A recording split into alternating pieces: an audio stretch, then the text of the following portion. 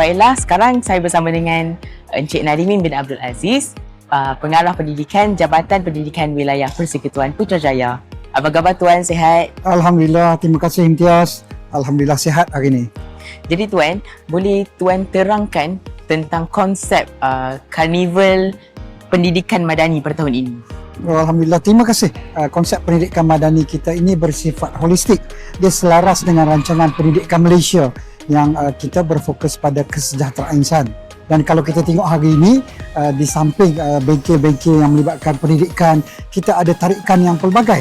Kita ada bengkel dari segi untuk keibubapaan, bengkel pendidikan, sekolah selamat, gejala seksual, anti-buli dan sebagainya. Selain daripada itu juga, kita ada juga acara bagi anak-anak yang kecil, pertandingan melukis, pertandingan mewarna, robotik dan sebagainya yang bersifat STEM.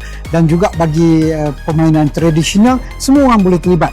Dan bagi ibu bapa juga, kita ada banyak-banyak galeri dan juga reruai yang menampilkan pameran yang menarik semua golongan masyarakat, insyaAllah. Baik Tuan, mungkin Tuan boleh kongsikan harapan Tuan untuk karnival-karnival seperti ini di masa akan datang. Baik, terima kasih. Sebenarnya hasrat Jabatan Pendidikan Wilayah Persekutuan Putrajaya adalah melaksanakan satu karnival yang boleh menarik minat ramai masyarakat sekeliling, terutamanya di Putrajaya.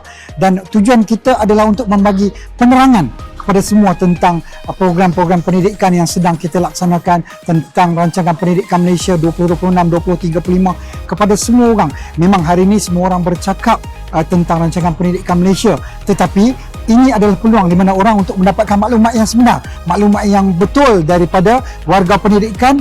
Apa itu rancangan pendidikan Malaysia 2026-2035. Okay. Baik Tuan, terima kasih atas perkongsian tersebut. Terima kasih kembali Imtiaz. Semoga berjaya. Amin, amin.